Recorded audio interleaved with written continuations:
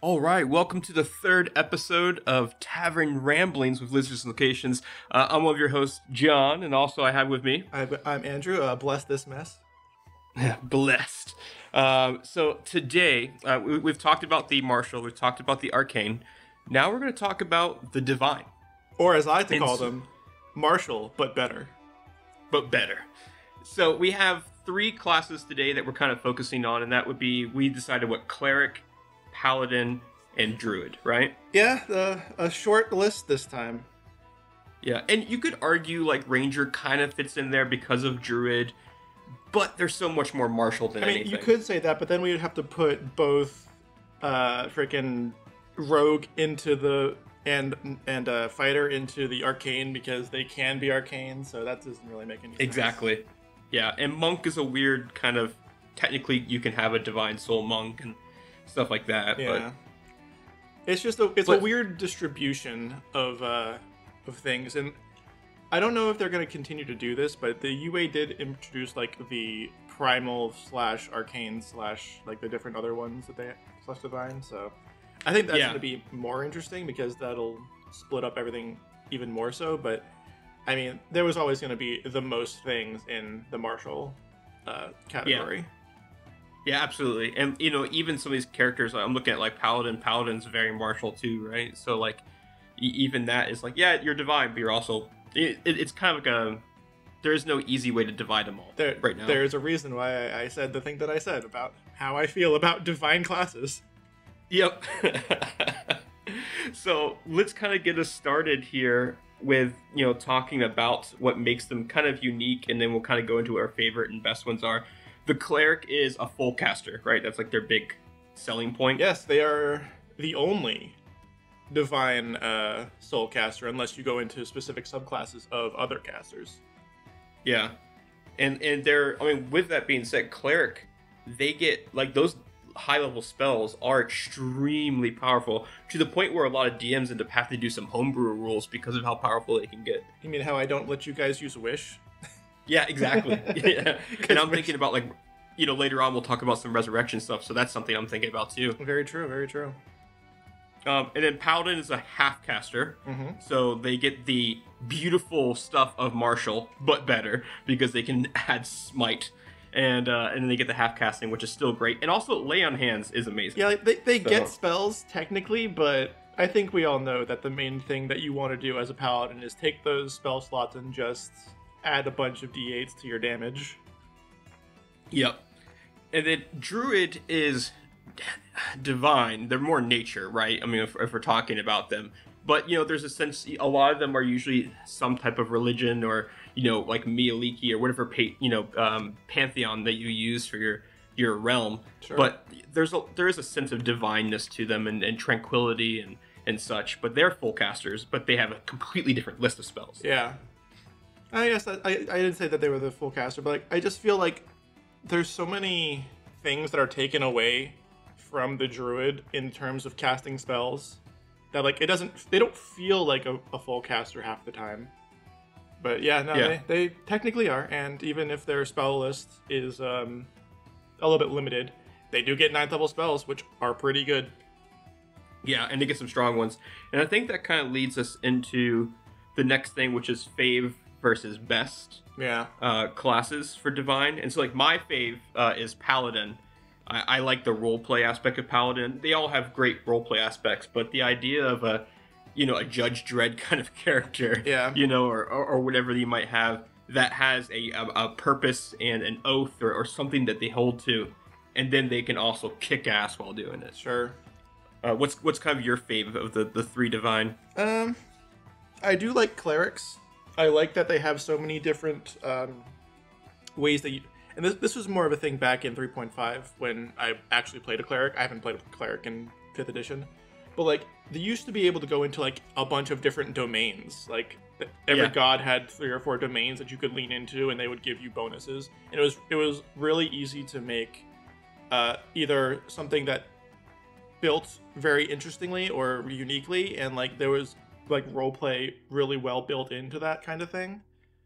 And, you know, clerics are just kind of good. There's a very, even now they're very they're very diverse, and especially in Baldur's Gate 3, where they kind of go back to the it's not as much the domains, but Baldur's Gate 3 has a lot of the cool diversity of builds that you can do.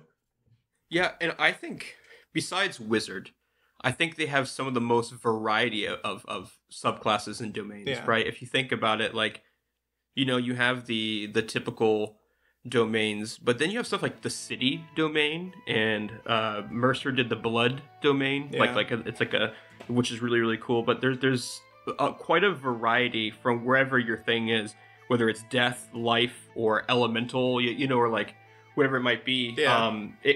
There's so much you can choose from, so you kind of, whatever character you're building, you could argue you make a cleric out of it. Yeah, I'm gonna be making some points as we go along here, explaining each one of the classes, because there's some stuff there that's just like kind of like this could have been put somewhere else. Yeah, and so that's a pretty cool one to have as a fave. What about your that's as a fave one. What do you think about for the best one, the strongest of those three classes? I think Paladin kind of is pretty strong. Like, they just get a lot of stuff that marshals get, and then also just a bunch of damage, and like you put 3 levels into Paladin, and that works for basically anybody that has a charisma score worthy of doing so.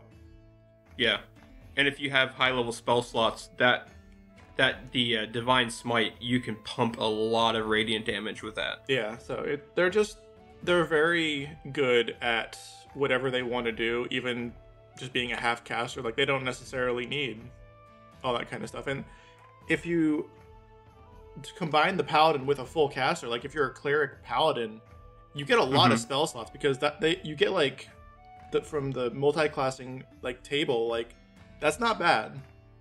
Yeah, I did that with in one of my single things with Baldur's Gate. I did it with Shadowheart. Yeah. Makes sense. I kept her like trickery domain or whatever she is, Trickery and domain. then I added in some paladin to get that divine smite to be stronger, and she gets high level spell slots. So it's like, that works really well. Yeah. I think the one I think is the best is probably, in my opinion, is actually the druid, because it's at least in 5e before they're doing all the fix with the UA. Circle the Moon is fairly broken. there is one thing about druids that are very broken, but that just, and like, since we've got there, that's one of the things where it's like the martial classes but better. Like, well, you could be, if you want to be a health tank, you could be a barbarian, but you could just be a druid and transform into a bear like 3 times. Yeah, could you imagine like a high level druid who takes like the tough feat on top of this, but then they transform into whatever hell they can turn into, especially like, once again, Circle the Moon, where the challenge rating keeps going up and up and up and up a lot faster, and then they can do it how many times per short rest? You know what I mean? Like, and it's a bonus action to turn, and they can cast Moonbeam beforehand and keep the concentration on while in wild shape. Yeah, and I mean the capstone for druids is you get to do a wild shape unlimited number of times, which essentially makes you unkillable. Yep. And they get their 9th level spells, or like, what was it, the true shape, or the one where it's like you can transform into anything you sing under your level, so 20 challenge rating or lower. Yeah. Like, holy fucking shit. Yeah. Like, Yeah. If you want to do like the cool lycanthrope, but not without any of the drawbacks. I don't know. The druid's pretty good. It's one of those things where like it can do a lot of things even without the spells that it has, and then it also has spells. So it's like, okay. Yeah. And like, a Circle of the Moon gets hated on a lot because of the actual, tankiness of it. There's also so many other cool circles too, the way they designed the druid. Like, the wildfire one's a lot of fun. The idea of circle the spores is so cool. Like, you know what I mean? Like, there's a lot of fun stuff. You get the circle the lands, and you have each different types of land. Yeah. Like, there's a lot of fun in their subclasses too. Sure. Yeah. Okay. So we have that. We have our best and our favorite. When you think of stats with divine classes, are you thinking wisdom except for paladin? Is that like your first one you think? Yeah. That's the classes you put wisdom on. Yeah. That's where all the wisdom characters are. Because Paladin's charisma, right? I mean, you could do... Or you'll have to... I guess you could do technically like strength first or something like that.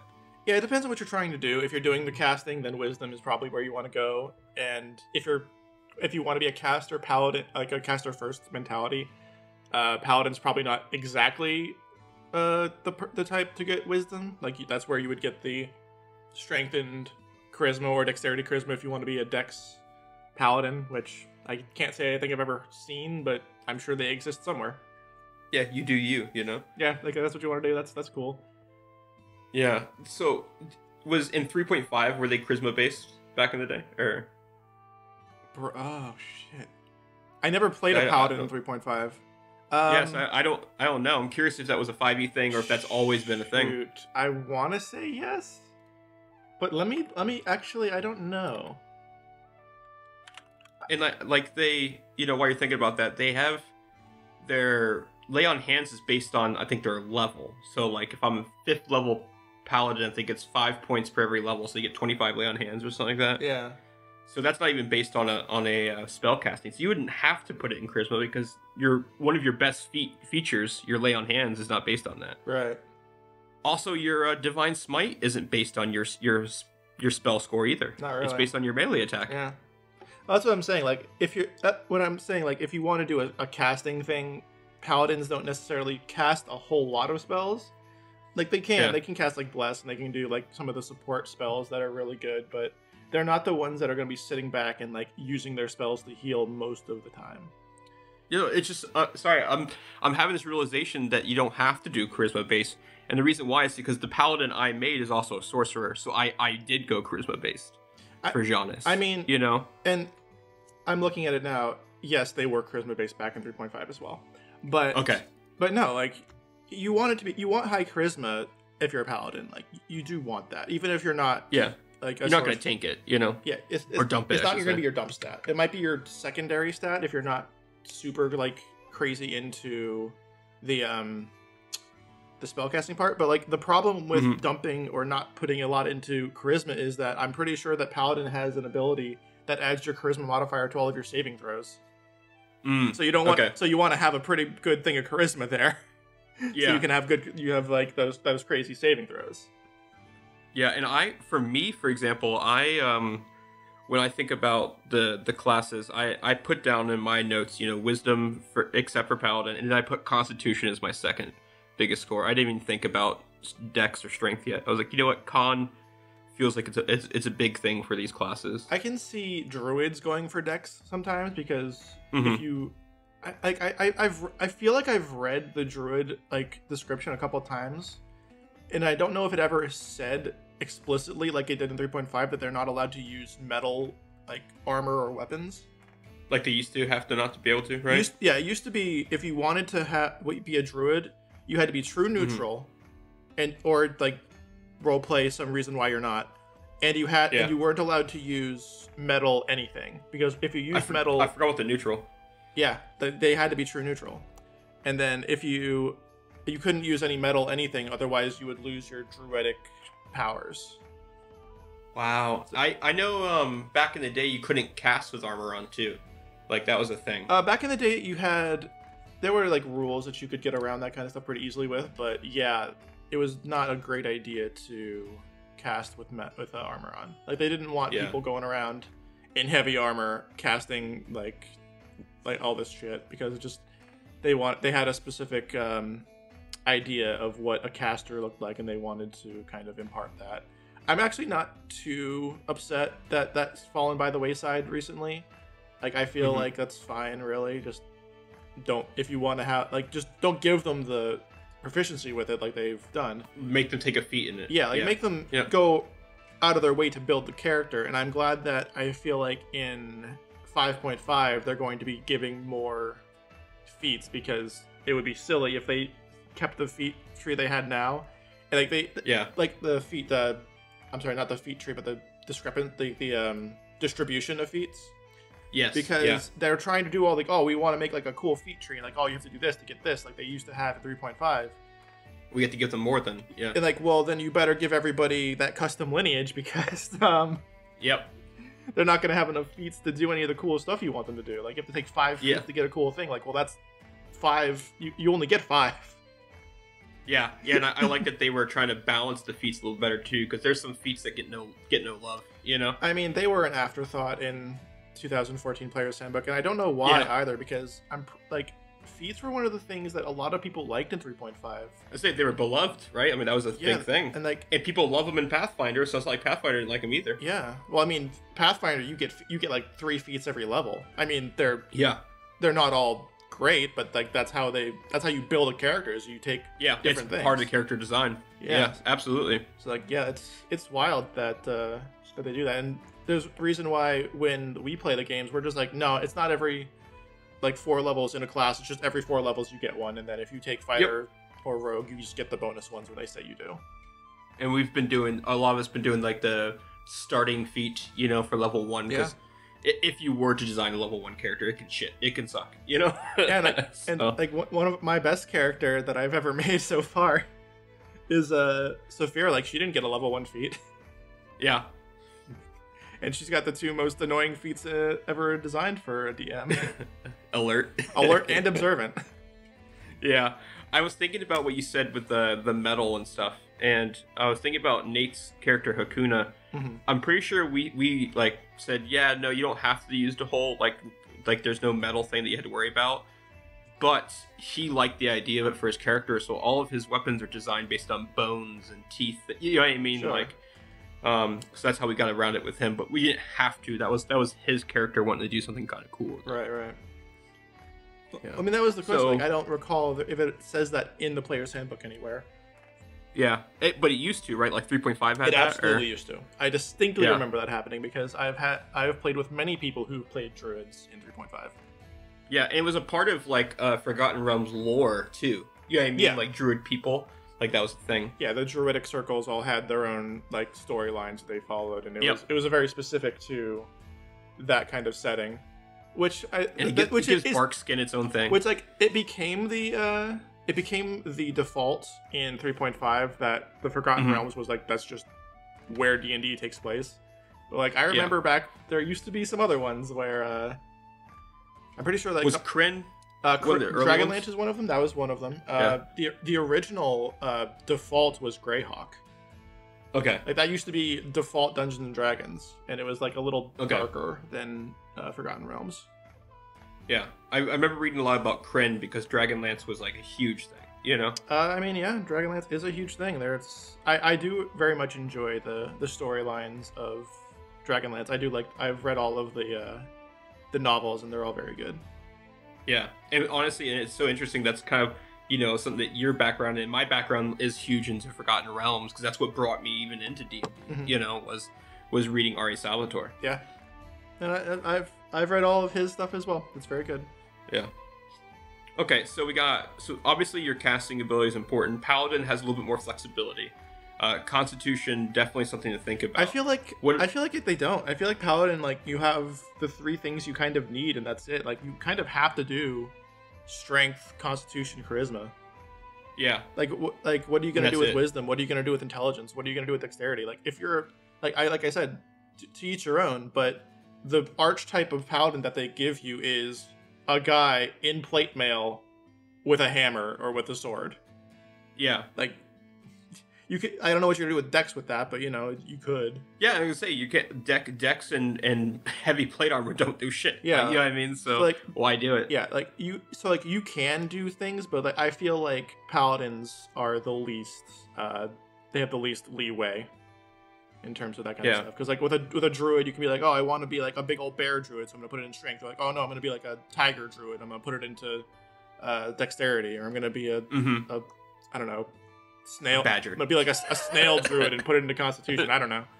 Yeah. Yeah, would you say, now here's the kind of question, because, you know, when I think about the role-playing aspect, thinking about like the ability checks, right? Obviously wisdom is going to play into this with nature checks and such like that, but isn't religion a intelligence check? It is a intelligence check, because when you think of a religious, like when you do a religion check, it's not a perception or a perceptive thing, or like how good you are at like seeing something around you or feeling it or whatever, however you want to describe wisdom. It's kind of esoteric. It's just you're trying to remember a specific piece of information, and everything that has to do with information they put into intelligence, which is fine. Yeah. Yes, you could argue it's kind of a like a history check, but specialized. It literally is. Yeah, it's literally a history check, but specialized to that thing. And like Arcana is the same way. Like Arcana check is like, oh yeah, we're gonna do a thing where I'm trying to remember what this does in terms of like how it interacts with the weave or whatever it is your mechanics for magic is in your world. Yeah, for sure. Yeah, I see where you're coming with that. The so intelligence is one of those things that like you might put a little bit in it for your role playing, you think, maybe, rather than dump it. Yeah, and to be fair, if you wanted to make it your just like if you're for the purposes of casting spells or like thinking about things that you do with your spell, I could understand make a the fucking check that the religion check, but make it with your spellcasting modifier, because it's not so much you're trying to remember a piece of information about religion. You're just trying to channel your religious fervor or understanding into what you're doing, which is why they have the DM variant rule where like if it makes sense to do a different thing, then you can do it, like making an intimidation strength check by punching something.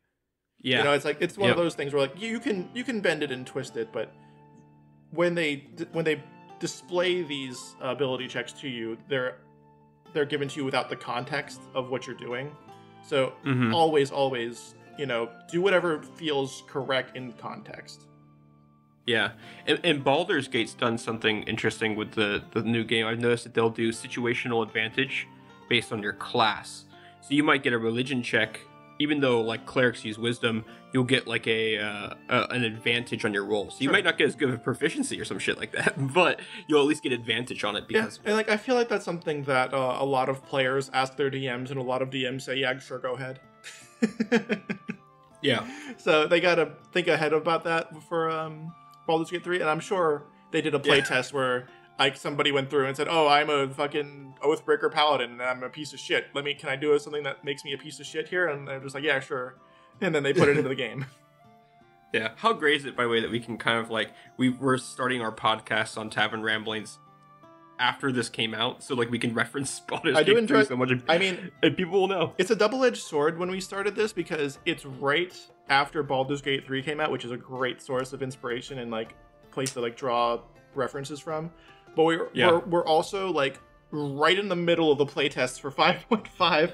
Yeah. So like the things I said about the UA for playtest 5 for like warlocks and stuff already have changed, and they're already at a date. So now we're probably going to have to go back in a future Tavern Ramblings and like, okay, let's go over the playtest that's changed everything. Yeah, and like not to but to ramble, as our name says, the things that we were talking about, memorize spell, the create spell and modify spell are gone. Yeah, they got rid of that. The thing that I said that I liked, it's gone. Yeah, exactly. It's like, okay, guys, thanks. Friggin' DM Oz says it was good. Well, fuck that. He likes the warlock changes. I'll fuck that. Change it back to pack magic. Like, okay, fuck me, I guess. We're targeted. Just. Fuck you specifically. All right.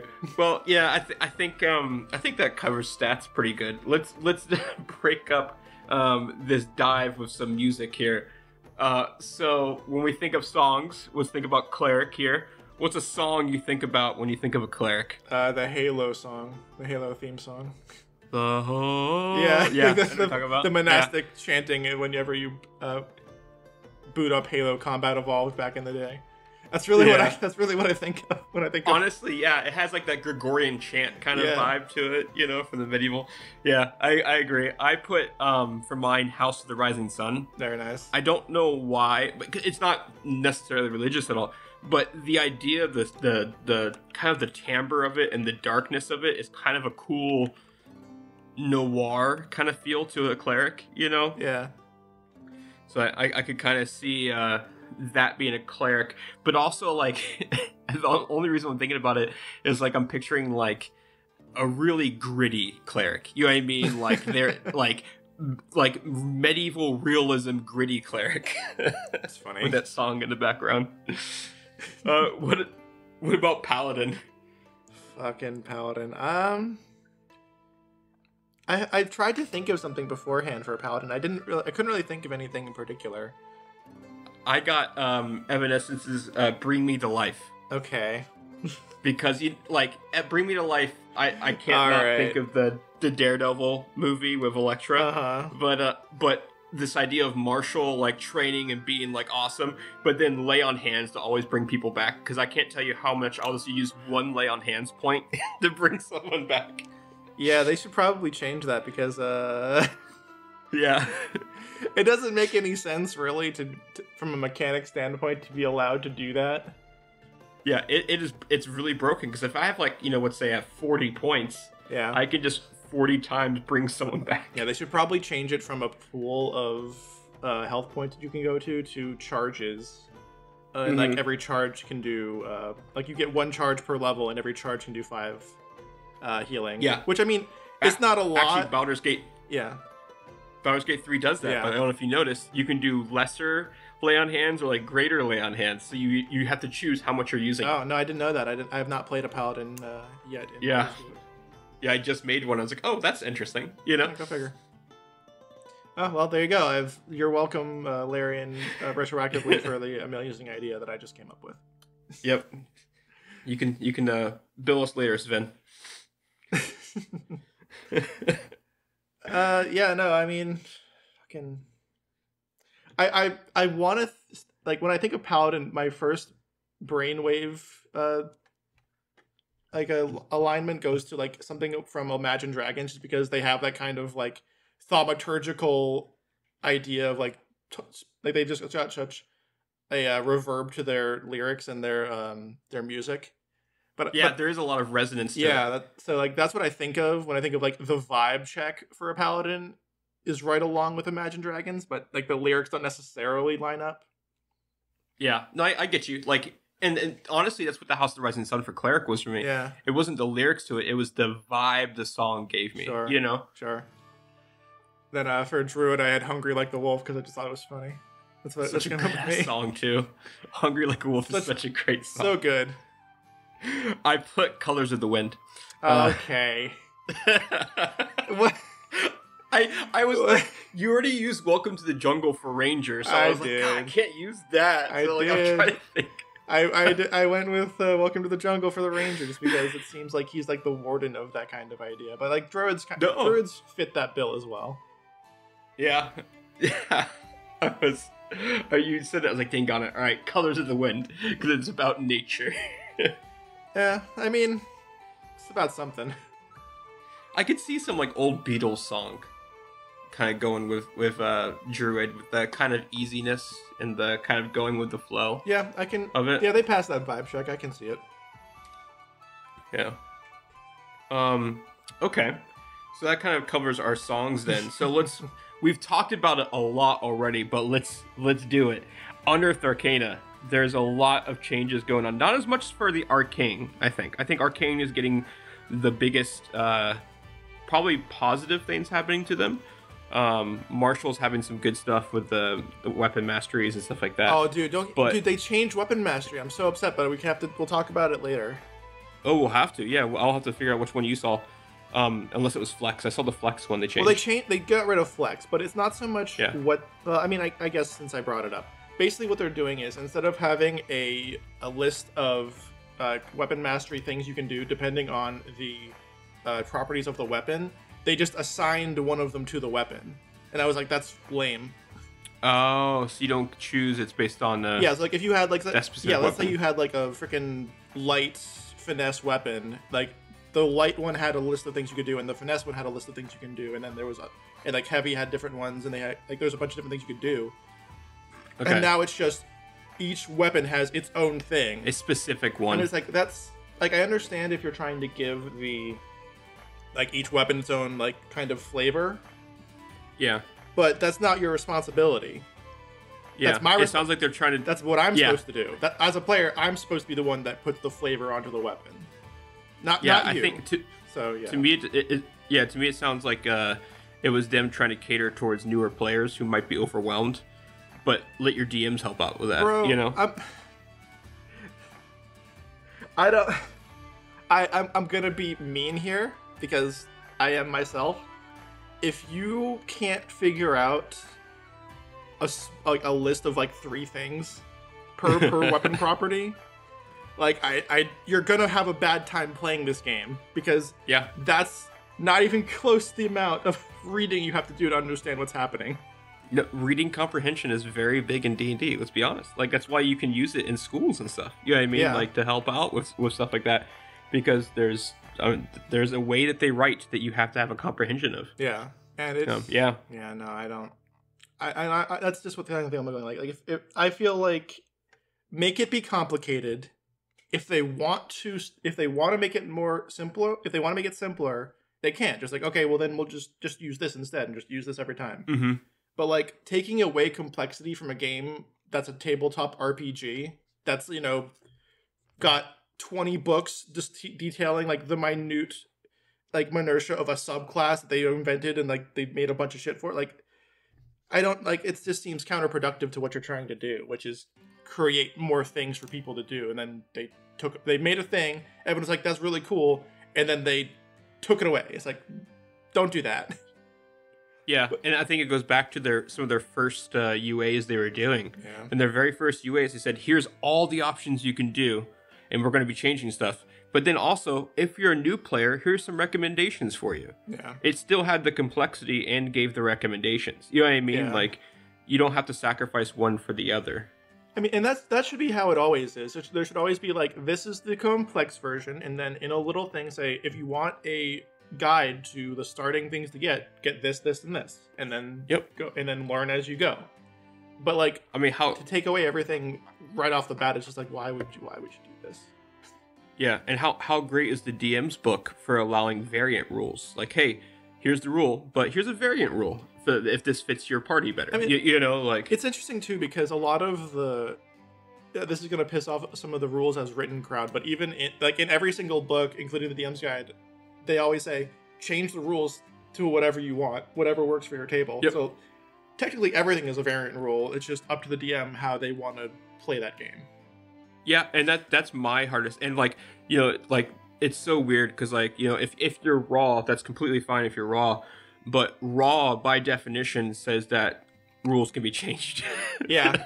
Like, literally, it is raw for that to be said. Yeah. You know? The only rules as written thing that is the complete stopgap to all discussion is the DM decides. Yep, that's the one. Yeah, I agree.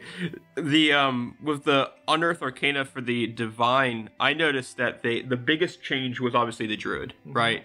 They saw a problem with what we talked about with the wild shaping, right? That seems to be the thing they focused on, and so it seems like they've gone through a lot of reiterations, and I don't think they finished yet. Yeah, I mean, like, I think they're still working on what the final fix is going to be. I mean, I'm not sure because, like, we're at playtest 7, playtest 6. Yeah. They did a bunch of stuff with that's where all of the divine people left, like cleric, druid, paladin. They're all in playtest 6 at the Ranger moment. was in there too. Yep. Yeah. And we're on 7 now. Yeah, we're on 7. We're doing the survey for 7 now. That's the one where everything's gone a little bit. Yeah. Which is weird because apparently I'm hearing a lot of like positive feedback for playtest 7. I'm just like, really? That's okay. Well, either way, the subclasses. I like the subclasses, but yeah. Well, the subclasses are fine. Like, I can't wait to remake Saphira in the Archfey one because that's gonna be hilarious. Assuming it goes through to 2024, which it kind of, I don't know if they have enough time to do another playtest. It's right around the fucking corner, man. Like, it's supposed to come out in 2024. We're at the end of September. Yeah, like unless it's coming out like December 2024, like they got to get on that. They got to like finalize everything. Give it to a publisher, get the publisher, distribute it. Like, I don't know, man. It's a lot of logistics. I'm betting summer as well. I'm betting end of summer is when they're going to release the first set. Well, then they better get on it real quick. Yeah. Anyway, yeah, there was a lot of stuff they did with Druid. Like, they were like, all right, we gotta fix the wild shape because wild shape is too much. Mm-hmm. And now they're bringing back wild shape, with beast stat blocks, but it's a little bit different with it's not because they now wild shape is a bonus action for all druids, not just Circle of the Moon. Yep. Which is interesting. Yep. And they're doing temporary hit points, I believe. Yeah. And the temporary hit points are low though. I mean, they're nowhere near what they were. No, they're much less. Much less crazy. And they also gave them a companion. They have a familiar now, which is interesting. Oh, I lit up the survey about that, just so you know. Okay. Oh, well, you know me. I like my rangers, and so I was like, can we not take away one of the identities of the ranger? Well, to be fair, it is just like a fine familiar. So like it's not like an actual animal. A wizard can do it too. Yeah. But like I just didn't like they don't have to choose it. They just get it. You know. They give it to you. But you know, whatever. It's one of the biggest thing I saw was they did for the I liked the second fix they did, because the first fix was like you could wild shape into one of these three things. And it was like, that's bullshit. Stop. You know what I mean? Like, I can understand where they're coming from though, because that's how they fixed the conjure spells. Oh, I see what you're saying. So like, yeah. And everyone kind of liked that, because you didn't get to do like all the crazy shit that you could do from every DM liked it, not the players, but yeah. Well, the DM liked it because it's one of those things where it's one of those, like, we've had this happen in our own things where Hakuna did a conjure spell, and then there were 20 draft horses, and combat went to shit. Yeah, no, and I had to and this is before I really understood group initiative. Yeah. You know? This was back when the baby days of John being our DM, where he was fresh-faced and ready to take on the world, and I was just like, still had a beard, you but poor summer child. Yeah. Welcome to 20 draft horses. It was a long winter before me. Yeah. But yeah, it's one of those, and then they changed it to be like, okay, now instead of being able to conjure as many animals to this CR, it's like, okay, here's a stat block, this is what you get. Yeah. It's just so much easier to deal with for everyone involved, and it was still good. It was still like worth doing. Mm-hmm. Yeah, and like that was, I think it worked for the Conjure. You know, the one that got me was Conjure Fae. Yeah. That one always, because I was like, shit, all right, what are the different, because if I said, well, you could have a pixie, and it's like, oh, what if I don't want a pixie? It's like, all right, fuck. The infamous pixie conjuration loop, yes, I am aware of that.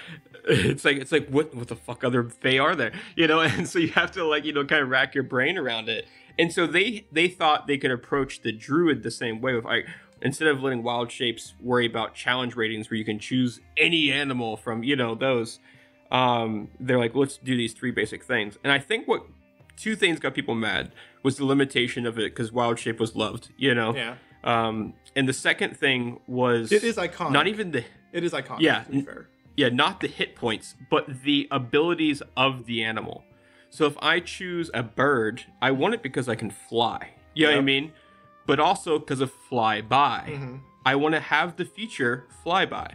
And if I choose a saber-toothed tiger versus a wolf, it might be because I want the multi-attack, Yeah. And so that was the thing that was pissing people off, I think, was they were losing the attack features. They just had a basic attack. I mean, I can understand why why wizards would shy away from that too, because that kind of it rewards people who know the stat blocks to the character, they go up and they look up the stat blocks for all of the animals, and I'm just gonna pick the best one. It's and that's fine, that's a way to play the game. But I feel like that's just kind of against the spirit of what you're trying to do as a druid. I kind of like the idea that no matter if you turn into a saber-toothed tiger or a wolf or a dire boar or whatever, I like there's no inherent advantage to doing each one of those things. But I can also see the what you're saying, where if I want to be a boar, I want to charge people and freaking gore them. It's gonna be this big old freaking thing. Yeah. And I want to get a special charge mechanic that I get for being a boar. So I guess what I'm saying is I'm arguing against my own point. So yeah, I agree with you. Yeah, there's no win, right? And I appreciate Wizards trying to battle that, because there is no win, right? There's only compromise here. Yeah.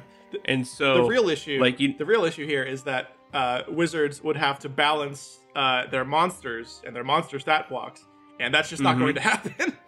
Yeah, Yeah, I mean the best attempt we've seen was the Monsters of the Multiverse. That's the best attempt we've seen at challenge ratings being reflective, They have, at least. and you know what? They did a really good job because that makes the casting for monsters a lot easier. It makes the challenge ratings at least approach somewhat like reasonable levels.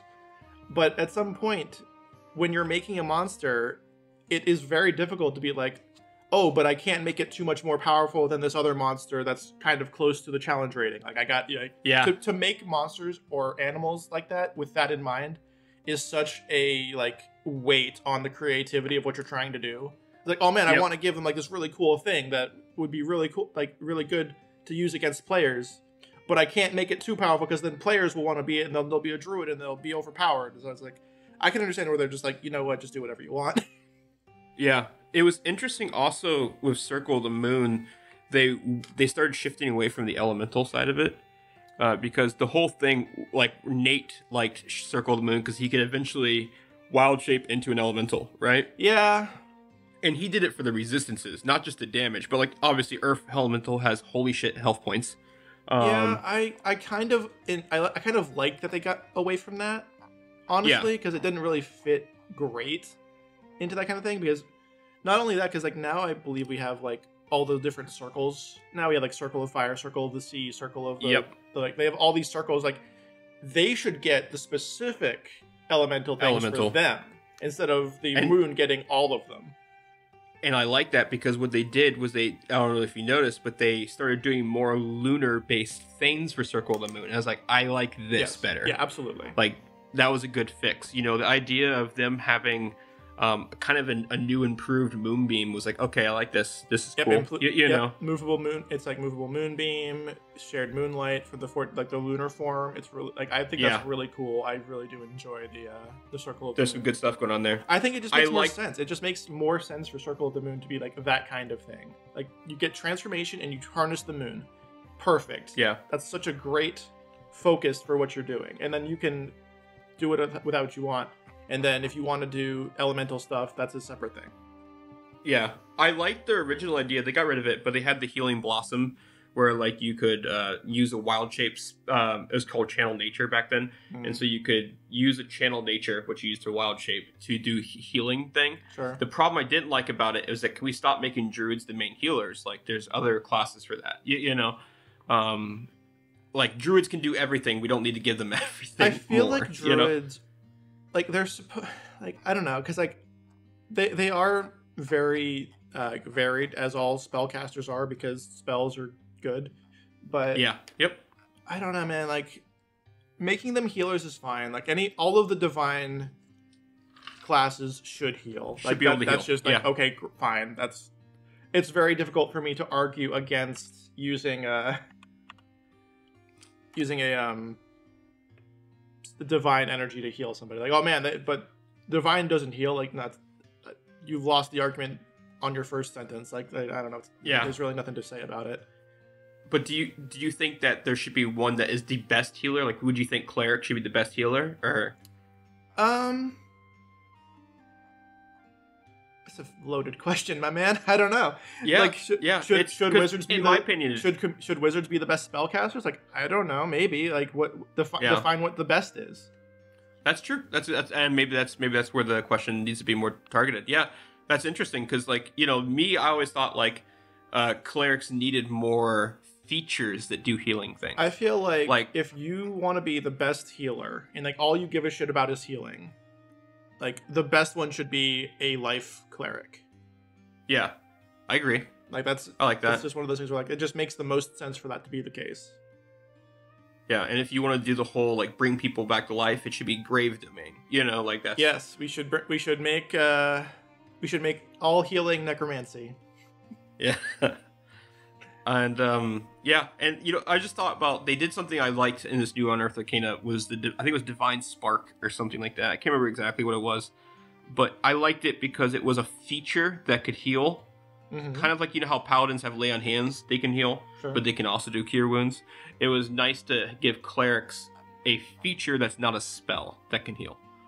Yeah, I agree. And like back in the day, they would be able to just, I don't know if you can do this anymore, just generally, but back in the day, you could convert any spell that you had into a healing spell.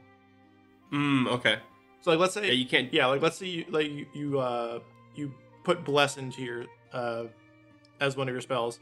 You're like, oh, somebody got hit. I'm gonna turn my bless spell into a cure spell, because back in the day, cure wounds and like heal wounds and cure wounds and inflict wounds was just a flat one, and then they kind of stacked it depending on whatever you're doing. And so they used to be able to do that, and that was the thing that clerics did. Like that was the big thing, is that clerics would always heal, no matter what was happening, no matter what they prepared. And keep in mind, back in the day, preparing spells was a much bigger deal. Yeah, like you had to choose how many times you're going to heal. Yeah, exactly. How many times you had to choose every time you want to cast a spell 3 times. You got to prepare that spell 3 times. Like it was very specific, and that's why clerics they had that kind of flexibility to like, okay, well, I'm going to take this and I'm going to heal somebody with it. So that was their thing. Yeah, that makes a difference for sure. Yeah, I was thinking, kind of before we move on, the other thing they did with Paladin, and a lot of people seem to be good with it, was that they limited the amount of times you can Divine Smite. I thought that was probably a good move. So you can't Divine Smite on your multi-attack. You can do it once per, I think, a turn. Once per turn. Or a round, Is it once per round or once per turn? Because that's a big difference. I think it's once per turn, but I'll have to double check. Yeah. But, so you could technically do it on an opportunity attack, right? Yeah. But I thought that was a good move, personally. I thought it was like, yeah, it's not great that I can just technically spin spell slots consecutively. Yeah, that makes sense. So that was a good one. And then they also made Divine Smite possible by unarmed attack now, which that was a big deal, because people were like... I mean, I guess that makes sense. Sure. Yeah, they just didn't like being limited to you had to be... You're forcing someone to use a sword rather than your fist. And I think people just want to slap people. Like Divine Slap. Yeah, I mean, you know what? I think it's one of those things where in rules as written it was a thing, but I can't imagine many DMs that weren't like doing a adventure, like specifically rules as written, like hardcore. I can't imagine many DMs being like, "Oh no, you have to use a weapon." Like if you want to punch somebody and smite them, like I can't imagine many DMs would be like, "No, you can't do that." Like, the only one I was particular on, and they fixed it for this one, is that you couldn't do ranged attack. I didn't like the idea of a Divine Smite being ranged, because it literally says melee attack in the spell, in the thing. So I was like, yeah, like that's a melee to me is still unarmed, but a bow is not melee. Yeah, well, you know who got the ranged smite? Warlocks. Yes, they did. Anyway. Yeah. So, I mean, some interesting stuff from Unearthed. And I think this one was kind of controversial, right? You know, there's... And I think a lot is just because of the Druid. I think the Druid was... You're going to piss off people who were going to be... people who wanted it to stay broken, to be honest. Just broken. But then you also were going to piss off people who didn't think they went far enough, you know? Yeah, I guess. It is definitely one of those things where they were in such a weird place with Druid, because a lot of their power distribution was like, their power budget was in wild shape. Yeah, and making wild shape like the be all end all of Druids, it's fine as an identity, but it is very limiting. Yeah. Like, what is the point of having, 12 different circles if every circle is going to do the same thing? Yeah, absolutely. I agree. Yeah. So it is an interesting fight with identity there. Yeah. And so you got to make sure wild shape is good enough to use, but not as good as it used to be. And you have to make sure all the things that you're putting in to like draw the player's attention away from wild shape are also good. So yeah. But yeah. Okay, so moving on to the next one with divine spells. What do you have some favorite divine spells? I mean, what is it called? Divine Guardian. The Spiritual Guardian. That's a good one. Yeah, that's the one where it creates like the radius, right? Yeah, basically, and, it basically summons a freaking angel that kind of plays zone defense for you. Yeah, that's a good way of saying it. Yeah, that's a fun one because not only do they take damage, like I think they make a save and they take damage, and it also slows their movement. I believe what it does is make the area difficult terrain. Yeah, which is pretty good. Yeah, that's a cool thing. I put for me, this is so stupid, but I like healing words so much more than cure wounds. I know you get more from a cure wounds, but dude, being able to cast it from a distance makes a healer so much more effective. Derp, derp, derp. We're gonna do a bonus fucking goddamn bonus actions. Yeah. I hate bonus actions. Yeah, it's bonus action spell it's broken. It really is. I can cast, I can attack someone, like fucking do my multi attack, right? And then use healing word. Like that is such a good action economy. Whether you like bonus actions or not, but like that's a lot I can do. Yeah. You know what I mean? Yeah. I can heal someone and do that. And by the way, because I attack someone with a weapon, I can upcast my healing word. Yeah. I also like guidance as a cantrip. I was just gonna say guidance. Yeah, guidance is really good. Fucking great. Detect magic, very good. I'm a big fan of that one, as you know. Yeah, I like the what's the other one? Armor of Faith or something like that? Is it Armor of Faith? Where you give someone like a +2 AC. Oh yeah. Shield of Faith, I believe. Shield of Faith, that's what it is. Yeah. And then, I like that one.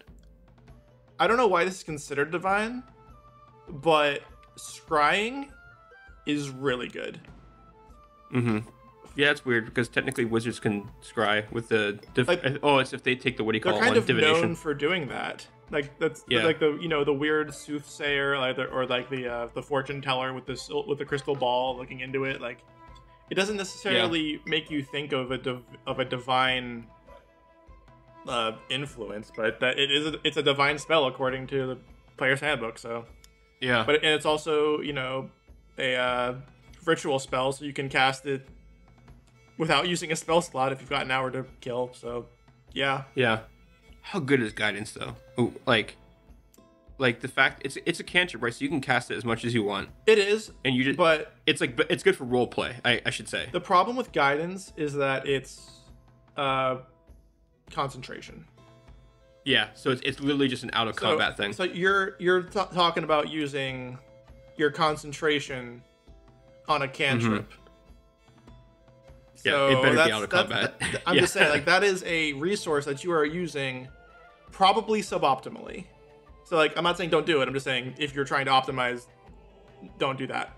But yeah, it'd be for role playing, like saying, like, hey, like, or your freaking dwarf friend is saying, oh, I bet I could make that jump, and you're just like, okay, let me just help you out there for a second there. Did I ever tell you? Because I know you're starting to binge and catch up Critical Role, right? Mm-hmm. Did I ever tell you what Jester from Campaign 2 uses for her spiritual weapon? No. It's a lollipop. That's funny. She has a giant spiritual weapon lollipop that hits people. I mean, spiritual weapon is another good one. Yeah, spiritual weapon's great because, once again, bonus action, by the way. Yeah. So I can cast it with a bonus action, concentration, of course, but I can move it 30 or 60 feet, whatever the fuck it is. Yeah. And then I can make an attack with my bonus action, and then still do something else with my action. Yeah. Like cure wounds. Hunter's Mark. Hunter's Mark is pretty good. Yeah. I am a proponent of Hunter's Mark being a ranger only thing, but I'm okay. I understand. I'm not only, and I've done this in Pillars of Creation, but don't think it should be a spell. It shouldn't be a spell. I agree. I think Hex is also in that category where why is this a spell? Yeah. It should be a identity thing. It should be a thing that you get for however, like you get it for whatever amount you get for your proficiency modifier for wisdom, I guess would be it, because that's the spell casting for both for rangers. Yeah, you get it. Don't worry about spell slots or whatever, because honestly, it's not very good. Yeah, and you and I talked about it.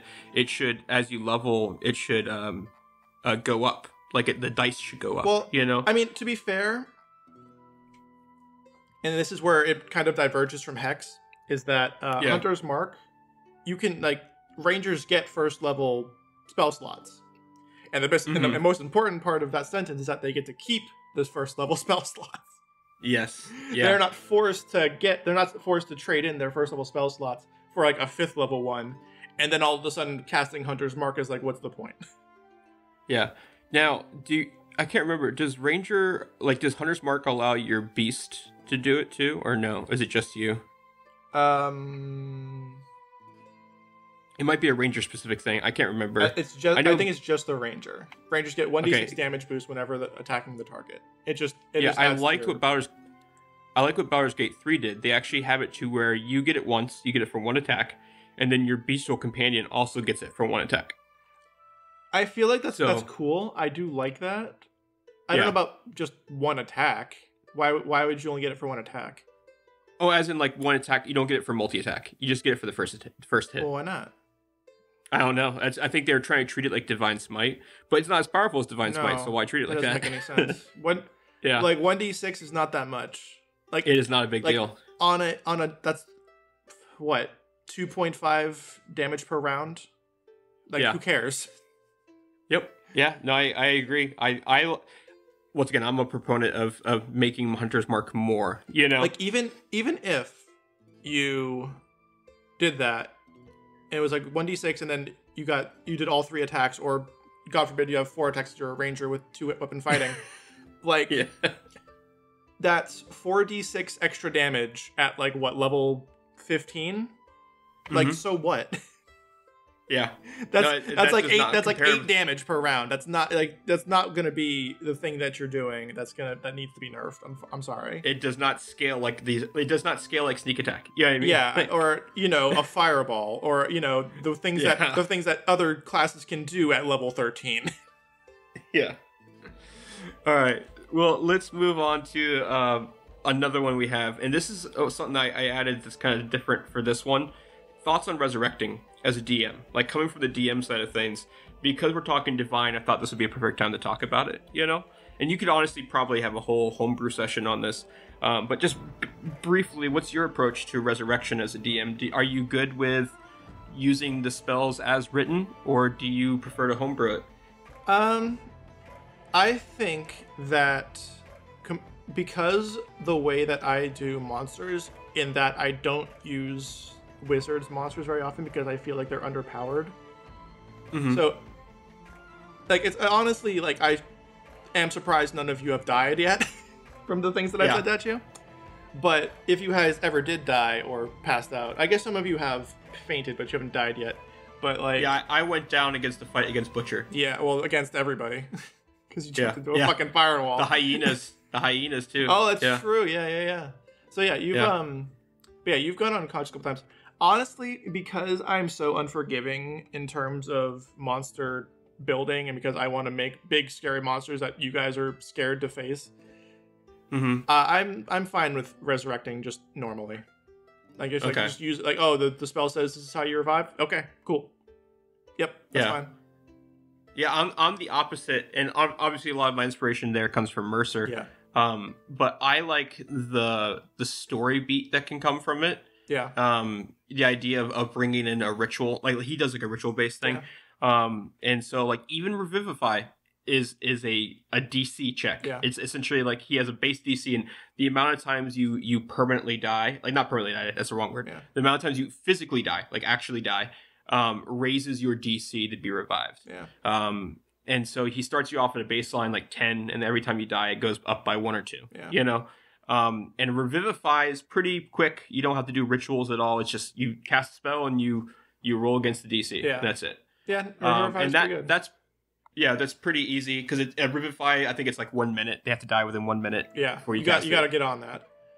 Yeah. The other ones he does it based on a ritual of 3, I think is what he calls it. So like you have 3 people provide rituals, and if they pass the DC for each ritual, then the DC of that person's revival goes down or up based on the failure or successes. Right. So your DC of 10 could go down to a DC of 6. Right. I mean, and here's the thing about that too, which I think is weird about this, and like I guess it kind of aligns with what I said about how I make monsters really difficult, like intentionally. Mm-hmm. And keep in mind, I've just started watching Critical Role, but spoiler alert: when one of the characters dies, they do that thing you talk about where they have a DC to bring her back and all that shit. Spoiler alert: it's a female. But before that particular event happened, they all fought a beholder, like immediately before this.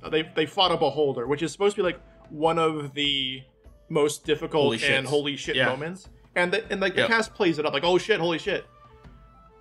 Yeah, he was very light on them. He basically just made a beholder turret where that he just stood in one place and shot off eye rays, and that's all that he did.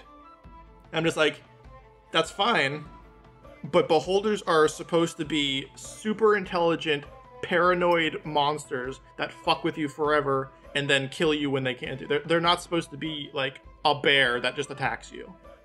So like that's where I come in with this, where it's just like, if I was going to play a beholder, if I was like, okay, I'm gonna put you guys up against the beholder, you guys wouldn't see the beholder for like 4 fucking episodes because you'd have to fight through his lair and all his minions and all the shit fucking traps that he was gonna have.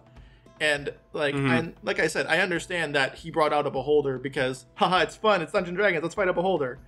But that was early on too. Yeah, well, that's what I'm saying. Like, that was my disclaimer. Like, this was very early on, but like, he did not understand, or at least did not play to like the monster's strength that he brought up. Because I thought even before the main fear. I would say the main fear that I thought he was trying to add there was the mind flayers that could come out at any time. You know, sure. I think that was the main fear, based on like we have to finish this quickly. You know. Sure. Yeah, I mean, this was after the mind flayer city. I'm pretty sure. Yeah.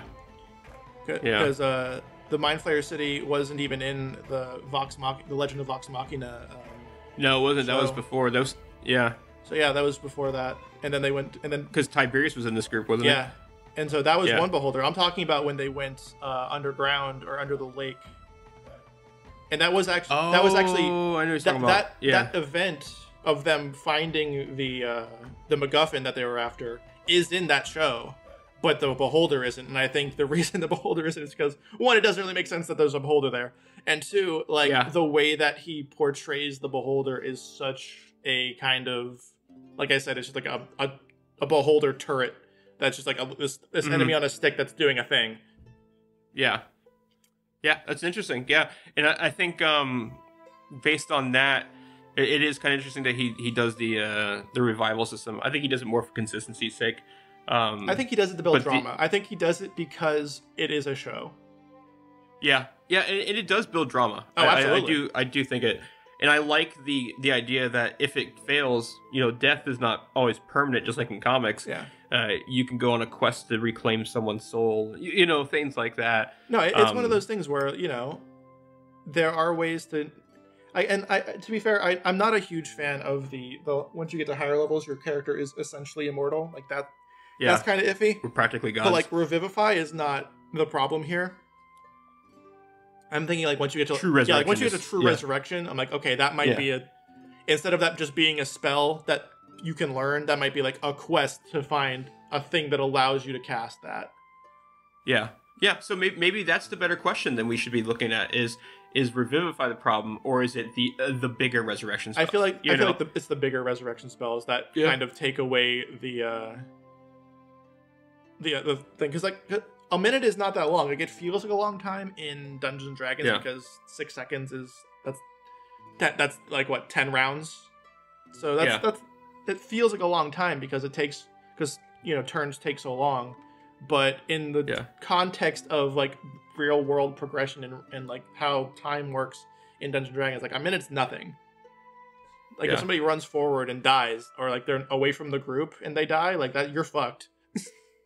Yeah, I will say my last little part on this too, with the resurrection part is, without spoiling to you or to the fans, there's another death that happens at some point in that campaign, in which it's not long, but the person's reaction to it was really great because it changes them. Like they are different because they lost a part of themselves. And I was like, yeah, that kind of makes sense. If you fully die, right, that someone has to use some type of resurrection thing to get your soul back. Would you get all of your soul back? Would you, or something like that? Are you the same? Yeah, no, I understand that. The trauma, I guess. Very much hesitate to codify that into a rule book. that you have to do that. Like that's a personal decision that the player can make if he wants to, or if he or she or they want to like be like, oh, my character came back from the dead, so now like now they're a little bit like fucked up about it. Like, great, awesome, that makes perfect sense. Yeah. I don't know how you would go about doing that. And this brings me to like one special case before we move on to another topic besides resurrection. There's a spell, I don't know if it's in 5th edition, but it was called resurrection. Yeah, there is. Okay, but the idea is like, okay, you bring the person's soul back, but in a random race body or a random species body. And I'm just like, that's weird. Yeah, I don't like the idea of doing that. That's a little silly. I don't know about that, because that's cool from a storyline point of view.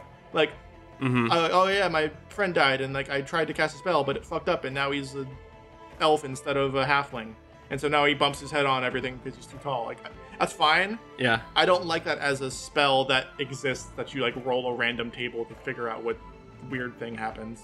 And this is coming from somebody who likes the wild magic sorcerer. Like, I love rolling on weird tables, but that one is a little too much. I like more the idea that you maybe need the body for the components of it, but then it alters once. You know what I mean? Well, that's the resurrection spell. The resurrection spell is you need to have the body, and then you can go get the soul and shove it back in a hole that you find or something. I don't know how that works. Yeah. But yeah.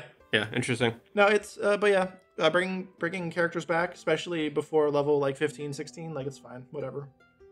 Yeah, it's I think it's a question that all DMs have to think about. You know, I guess it depends more on how hard you are. You never know when a player death might happen. Maybe if you keep killing your characters, put on a little bit of training wheels. I don't know. Yeah, it's interesting because like you never know. Yeah, because like I don't necessarily want to kill you guys. But I'm not trying to kill you. Yeah. No, I've always talked to you guys and stuff like that with mine, saying like, hey, it can happen, you know. But if anything ever makes you feel uncomfortable or whatever, let me know, and we can write story. You know what I mean? Like, like we can do stuff. I like the idea of consequences. You know, actions have consequences. I mean, I think there's always... Yeah, you and I kind of have to reel ourselves back because some of the people on the table get a little anxious about it. Yeah. Which is fine. Yes. It's just, okay, yeah. All right. But yeah. Yeah, I've mainly had NPCs pass, you know? Yeah. I mean, and that's its own thing. Like, that's a whole other emotional impact moment, but that's fine.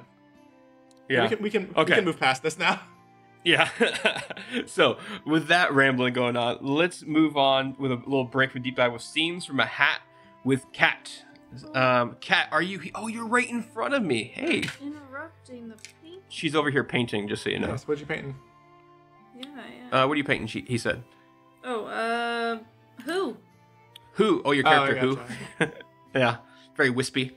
Mm-hmm. All right, so what are we doing, Kat? You're rolling a D20. A D20.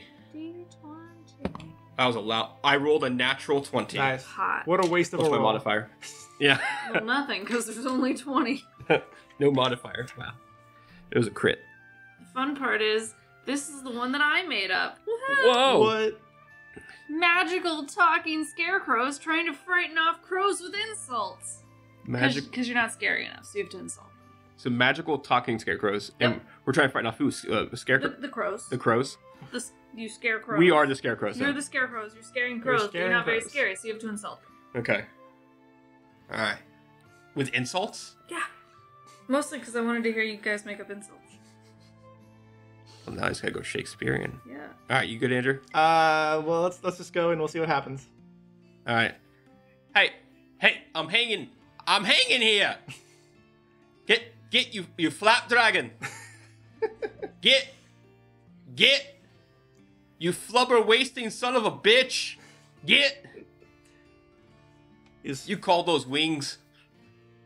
Bunch of rats. Bunch of... I'm sorry. I got nothing. Hey, you're awfully quiet over there. You got a crow on your head. Yeah, this is my best friend now. What's his name? I don't know, what's your name? Ah! His name is, Carl, I think. Carl's a fuckboy. Dang, okay. What you gotta talk about my homeboy Carl like that? Hey, is that Carl's friend on top of my head? Hey! Hey, Earl! Get off me, Earl! Carl says he's never seen that guy before. He's a stranger danger! Yeah, so, but I don't mind Carl. He just got, there was some fluff behind my ear that's been bothering me for the past, 3 days, and I can't move my arm, so, I mean, I got it. It's nice for him to hit that spot for me. It's nice. That's not fluff behind your ear. That's shit. He shit on you. Oh. Well, I don't like that as much. Yeah. I told you Carl's a fuckboy. Well, dang, if I guess you're right. Just call me shithead, I suppose. And that's the story of fuckboy and shithead. I only heard half that conversation.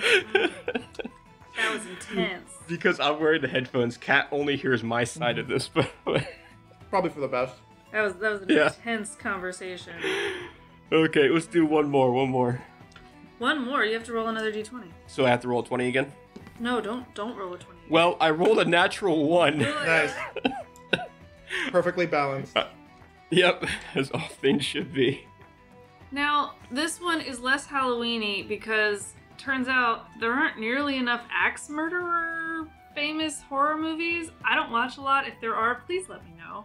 But from Archie D on Mastodon, a blacksmith that runs an axe-throwing side hustle. Sorry, isn't there a movie called I Married an Axe Murderer? Yeah, but I didn't know how many people knew that because I think that's actually like a kid's movie. It's a comedy with, I think, Michael Myers, but not Michael Myers, the killer. Michael Myers. So if you'd like to be the woman who may or may not be an axe murderer, because I haven't seen that movie since I was 10, she can be the blacksmith. Side note, for the longest time when people said I was scared of Mike Myers, I pictured Yes. Shrek. Yeah. Yes. I pictured Austin fucking Powers. Yeah. Because I never watched he is horror scary. movies. With the teeth. Okay, so I completely blanked out. What are we doing? Blacksmith or alternatively, axe murderer Okay. that runs an axe throwing side hustle. Okay. Axe throwing side hustle. Yeah, like an axe throwing bar. They have those. Yeah. Drinking beer and then throwing axes. What could go wrong? Yeah, what could possibly happen there? Axe throwing, basically. The story sets on a blacksmith hammering next to a forge. You, sir, how can I help you? Yeah, I need 5 throwing axes because I need to hit that. My buddy here decided that I couldn't hit that target about 50 feet across the street, across that really busy street where there's like 20-30 people kind of walking around. I'm gonna try and throw it through that. I think that's gonna be a good idea. I think I'm gonna win like at least $5 from this. You're the 8th guy this month to say this. Well, it's not a bad little bet. It's been going around. Like, see how everyone is at chucking axes at. What did you bet me? I think. Oh, it was one of the. It's a scarecrow across the way. Yeah, I figured I could lodge it in his head real quick. Yeah, they got a couple birds on their heads there. Okay. I mean, bonus points if I hit the bird, right? So we have. You said 5 hand axes? Yeah. 5 would be fine. Okay, and you said it's about 50 feet away? Yeah. I usually recommend no more than 30, otherwise you're kind of at a disadvantage, but Well, I mean, that's kind of the fun of it, isn't it? It's not supposed to be an easy thing to do. You gotta prove your mettle. You gotta test your arm. Well, I mean, they are metal. I don't have to... No. Metal, like METTLE. You sure? I'm pretty sure. I didn't go to school. You didn't go to school and you're hammer and iron? What the fuck? They don't have schooling for this? Self-taught hammer man? Yeah, this is steel. Shows, and you're the one that went to school. Anyways, you want hand axes, you said. Yeah, hand axes, throwing axes. What's the difference? Right. Is there a difference? I don't know. You're the one that went to not school for this. Yeah. Well, I'm out of hand axes, so I'll get you a couple great axes. 5. I got 5 great axes. All right, just give me that one great axe. I'm gonna go throw it across the. Oh, just yes, one? Just one? one's You fine. want 5? Yeah, just one. All right. It should feel the same. No differences whatsoever between the hand axe and a great axe. Honestly. Sure. No. Here, come on. Here, I'm gonna take this. Here, come on. I'm gonna show you how it's about. Yeah, I'm gonna throw it over there. We're gonna see how it goes. Oh yeah. Yeah, this is actually a normal day for me. Yeah. Yeah. All right. Here's the thing. If I hit the scarecrow in the head, I get it for free. All right. And if I don't, I'll pay double. Yeah. Yeah, that sounds good. All right, double or nothing. All right. Here, let's go. Oh God, his head. Oh Jesus, that was not the scarecrow. Oh shit. Bye. And you just see the blacksmith, like a couple, actually hand axes also on his belt. Yep. No one's near him. All the audience is looking at him. It's the 3rd time. All right. And scene. I don't know if that was a side hustle, but that guy certainly ran away pretty quick. Yes, he did. Kill all his customers? Oh, that took a turn. I can't wait for Kat to hear what I said. Yeah, I know. She has no idea. I was doing this hammering motion, and she would hit her glass cup to get the little clink sound. Nice. It worked pretty well. It did. It was very nice. Yeah. All right. Well, thank you, Kat, for your scenes from a hat. Although they're actually on a journal, but our audiences can't see that, so we're gonna pretend it's a hat. Wow! Just destroy the curtain, set it on fire, God. Okay. All right. Let's start getting to our last few kind of little talking parts here. Favorite divine subclass? What you got? Oh man, that's such a fucking loaded question. But you know what I'm actually really looking forward to is playing Oath of Vengeance on with Saphira. Mm-hmm. I'm very that's gonna be a lot of fun, and I'm gonna make her in Baldur's Gate 3 because the Fey Warlock in Baldur's Gate 3 is gonna be really good, and I think it's gonna pair really well with Oath of Vengeance, and it's very much her character where she gets angry sometimes. So Kat and I were just talking about Saphira yesterday. Nice. We were playing Baldur's Gate 3, and we just made Draco Vel. Mm-hmm. And she's like, I want to go get Astarion. And I was like, do you think Saphira would get Astarion, or would Saphira immediately stake Astarion? I think we both know the answer to that question. Would you do Meteor Swarm? No, not for just one vampire. Not for one. When I cast Meteor Swarm on that island, it's because it was completely infested with vampires. And so I was like, this entire island has to burn. That's the only solution. And then I burned it to the ground. Yeah. Oath of Vengeance is pretty fun. I like the what did we make? What was her name? My gosh, it was Scarlet Tender. Scarlet Tender. Oath of Conquest. Yeah. Because it was based on Tender. Yeah. Wow. That was a stupid one. No, my favorite subclass is, I mentioned it earlier. It's in the Taldore Reborn book, which is now D&D Beyond put that on their thing. You can use that now. Saw that. And so there's the Blood Domain Cleric, and oh my god, I've been playing Mortal Kombat 1 recently, and I'm missing Scarlet, and they've talked about they might include Scarlet as an expansion. But Scarlet was this really cool. I don't know if you played Mortal Kombat 11 at all. No. But she was this really badass blood, controlled, essentially blood bender, And the Blood Cleric gives me so much bloodbender vibes. Frickin' Mercer and his blood shit. Yeah, he loves the Hemocraft shit. He's all about it, yeah. Yeah, so he did that, and it's a really fun. Even if you just get look at the art, whoever got to do the art for it is so gorgeous. Yeah. But yeah, I think that one's my favorite. The one I'm playing for Janus is Oath of the Storms, I think. If you guys, before we go too far into it, if you guys want to bring Saphira into your group of Val and oh, true. Draco, let me know. I'll make her. Yeah. I'll bring her in. That'd be pretty great. Freaking long road on Baldur's Gate. Yeah. And she'll let you know if she likes what you're doing or not. Trust me. Yeah. That's awesome. Oh man. So you said Oath of Vengeance. What about Oath of Vengeance? Is it just the idea of it, like the? Well, first of all, like yes, that's really cool. But also, like, I do enjoy the things you get from Oath of Vengeance, because like it's just a lot of like, fuck you, I'm gonna fuck you up, like fuck you specifically. Like, you get Hunter's Mark, which is really good because then I can get Hex and Hunter's Mark. Bane is really good.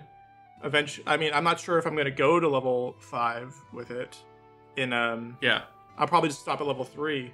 But like, Abjure Enemy, really good. You basically, freaking. What was it? I feel it's like you get to frighten people. You get advantage on every attack you do against one person. Like, it's really good. So yeah. Yeah, I think if I had to say one more subclass I liked, it's something I've been wanting to do for a while. I haven't done it yet, but I want to make a villain. Yeah, Vow of Enmity, that's what it is. As a bonus action, Vow of Enmity is really good. Utter a vow against any creature using your channel divinity. You get advantage on attack rolls against that creature for 1 minute or until it drops to 0 hit points or falls unconscious. Like, that's really fucking good. Yeah, and especially Vow of Enmity is really good, and especially because with the way that I'm going to build Saphira when we do Long Road 2, or whenever I play Saphira again, and assumedly that's going to be when the 2024 handbook is out. Like, she's going to have a bunch of Misty Steps. She's going to have Pact of the Tome and Pact of the Sword, because I'm going to give... They made them... Because you gave me this really cool fucking staff that can do a lot of stuff, but like her strength is 8. She can't really use it. So instead of being -1 attack, -1 damage, it's now +5/+5, and I can attack 3 times with it. So that's right, because it was a quarterstaff. So yeah, it uses strength. It's essentially a staff, yeah. Yeah. But yeah, I was gonna say instead of that, it just becomes a +5/+5 because I have to use my charisma modifiers instead of strength. I was gonna say the other subclass I like. I want to build a bad guy off of is Circle of the Wildfire. Like, very cool. Like, not actually use it as like the character creation, but the idea of their motivation. Yeah, you know. If there's one thing I think that druids cool are good chaotic for, evil. It's coming up with interesting villains. Yeah, because it's a druid. So you're like, he's gonna have some good points because he's all about the nature thing. But you know, like we talked about it before, like the Circle of the Spore. That's what I was gonna say. Exactly what I was gonna say. Really cool idea it's for a cool idea. A antagonistic, but not necessarily evil character. Yeah, no, I like that. So there's a lot of fun you can do there. All right, our penultimate topic here, or our penultimate thing here, divine classes in other media. So thinking of the 3 classes in other media. So I'll kind of start first. This one, I wanted to get your opinion. I don't think it's a perfect example, but I thought the vibe was right. So for cleric, I put Pain from Naruto. Okay.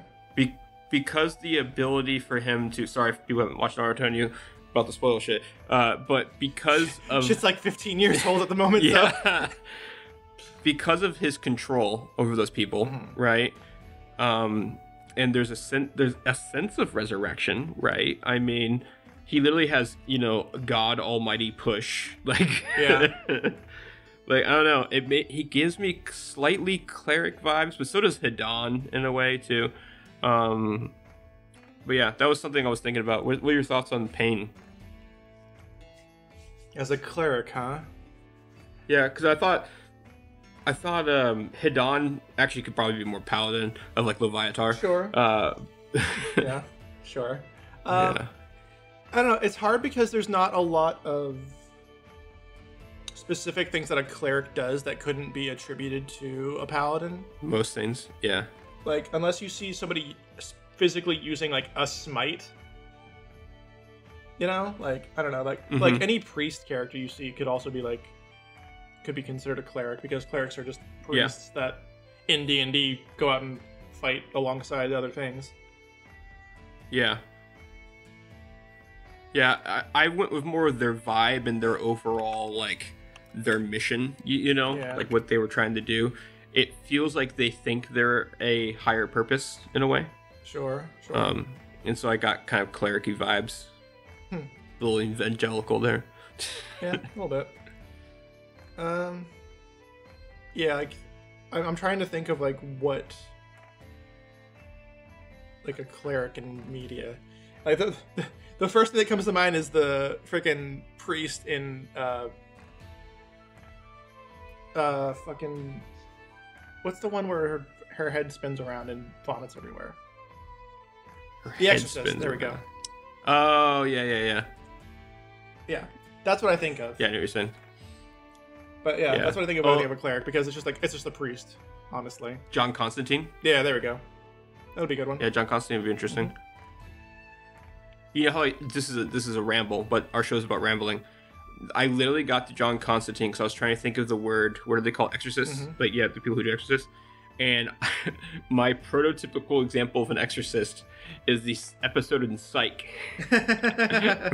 When they're doing that. Yeah. And I saw that guy and I said, oh yeah, there's a guy named John Constantine. Yeah. That's how my head worked, by the way. Funny. He played the devil, by the way, in, was it Ghost Rider? Oh yeah? Not the actor who played that priest in Psych. Gosh, my memory's weird. All right, what? I know. Cat's like, oh, did you get the Constantine? You know, my head works mysteriously. Yeah. I could rule that. What's the 7 degrees to Kevin Bacon or whatever? True. All right, Paladin. I already said it earlier, but Judge Dredd. He's like my Paladin go-to. Yeah. Let's see. Like Order, I guess. Yeah, Judge Dredd is a good one. Michael Carpenter from the Dresden Files is a good example of a paladin, I think. Michael Carpenter, Dresden Files is a really good one. Mm-hmm. Yeah.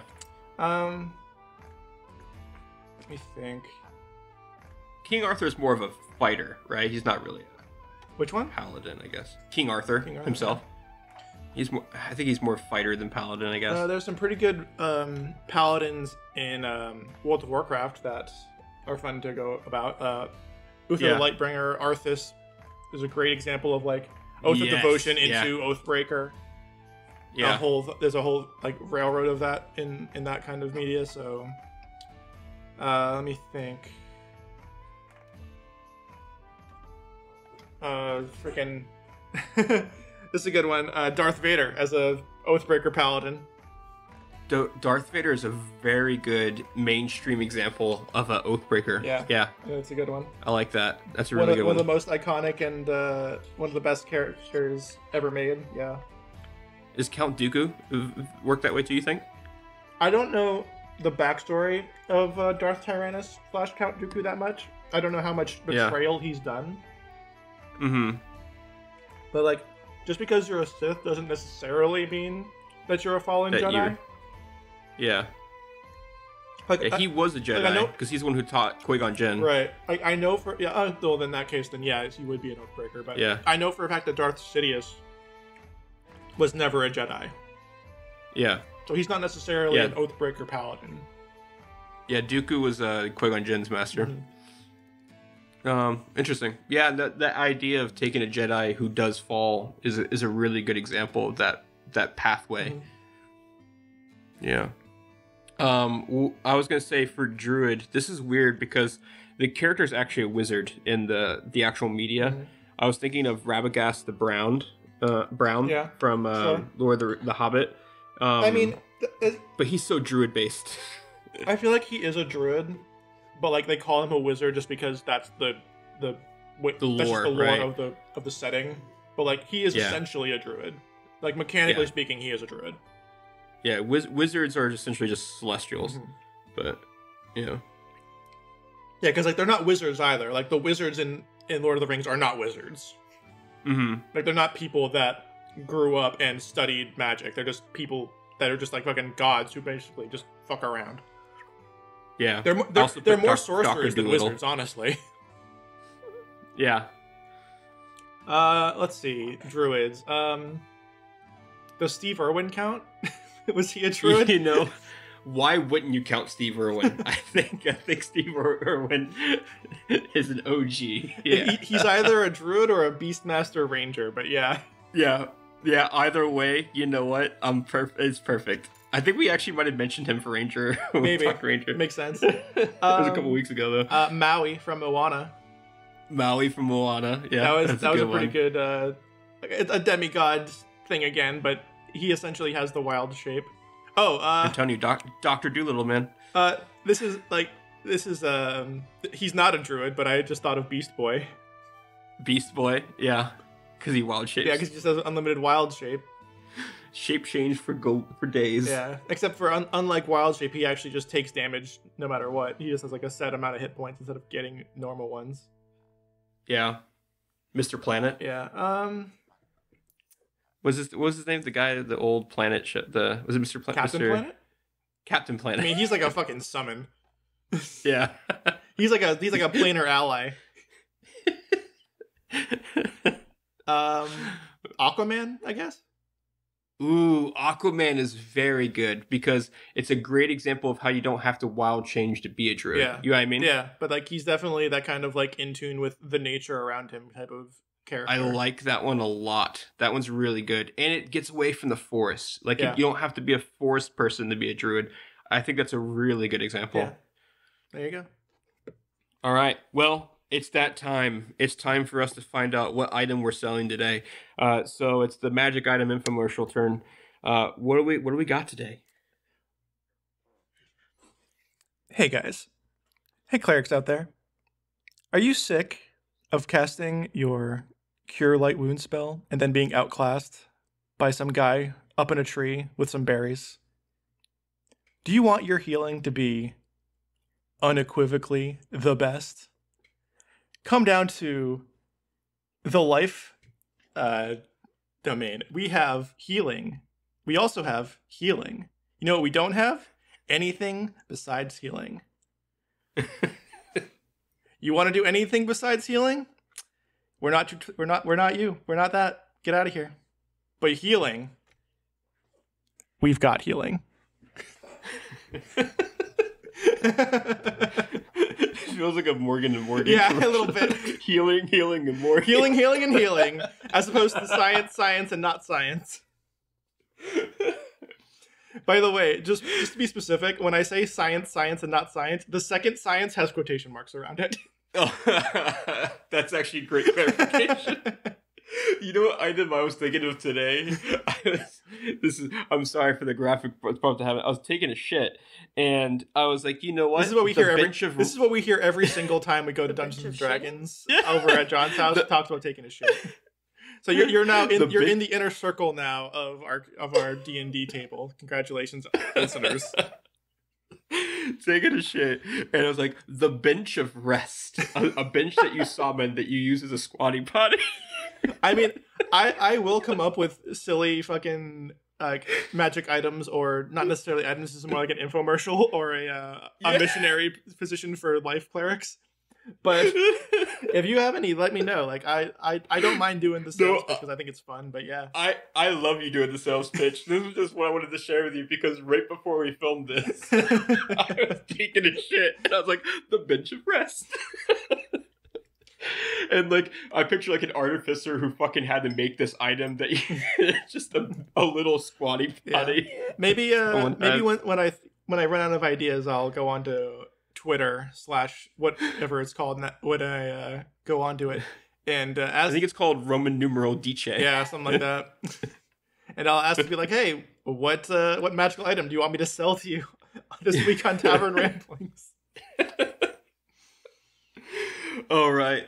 Well, thank you guys for tuning in to our Lizards and Locations special podcast, Tavern Ramblings, where we adequately ramble about all things today divine. Bro, we rambled like 15 minutes about whether or not resurrection is good or not. So yeah, we really lived up to it this time. I think out of our 3 episodes, this had the most ramblings, and this was the most title accurate episode. It's really interesting too because this is the one that had the least amount of actual content to get through. Right? It took us the longest to get through it. I know, it's so weird. But thank you guys so much for joining. This is a lot of fun. We can't wait to tell you what we'll be talking about next time, and we have plans to talk about all different things within the D&D books, and we can have a special session on DMing, and there's so much that we can talk about. And have you guys, please, if you ever have questions, please, or comment on these and say, hey, I think I like doing it this way, or this is my take on that. We'd love to hear your opinions on this stuff. I would love to get some questions and answer some questions from anybody who wants to talk about this kind of stuff. I think that would be a really fun addition to the podcast, or even maybe its own like special within the special that we're doing. Yeah, just like ask us some questions, see what you got, like pick our brains. Yeah, absolutely. And if this is something you guys would like to say, let me know, because Spotify has like a little poll thing where I can put polls on and stuff like that. So let me know what you guys want from this. We'd love to hear from you guys. Other than that, you guys can find us on Twitter, whatever the fuck it's called, Instagram, everything, Mastodon, Hive. Just look for lizards and locations. You'll see our was it Blue Sky? Yeah, Blue Sky now. You'll find our lizards and locations ampersand. And you'll see also us on YouTube, Spotify, Apple Podcasts, wherever you're listening to this right now, right? But once again, try to subscribe, like, let us know you like the video, let us know what you don't like about the video. Just talk to us, and we'd love to hear from you. Absolutely. Don't forget to tip your healers. Yeah, tip your healers. All right, so this was John, and I'm joined also with... Andrew. All right, we'll see you next time on Lizard's Locations Tavern Ramblings. Can we roll yet? Peace.